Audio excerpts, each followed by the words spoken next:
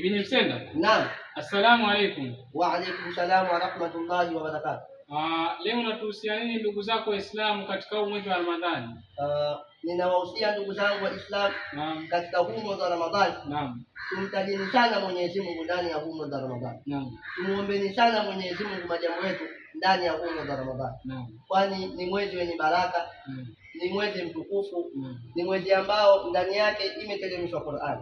Kama Mtume Muhammad sallallahu alayhi wasallam anavyosema, dhakirullaha fi ramadhana maghfurun lahu wa sa'ilullaha fihi la yahibu.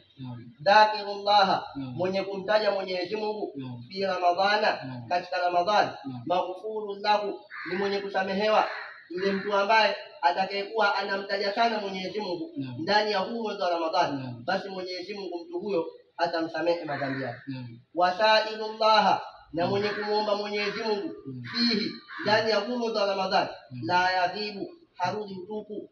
Yule mtu ambaye atakayekuwa anamuomba sana Mwenyezi Mungu ndani ya huu mwezi wa Ramadhani, basi ajue mtu huyo Mwenyezi Mungu hamrudishi utupu, atampa tu anachokiomba. Wa hadha, assalamu alaykum wa rahmatullahi wa barakatuh. Wa alaykum salam wa rahmatullahi wa barakatuh. Shukran ya Sheikh. Insha Allah.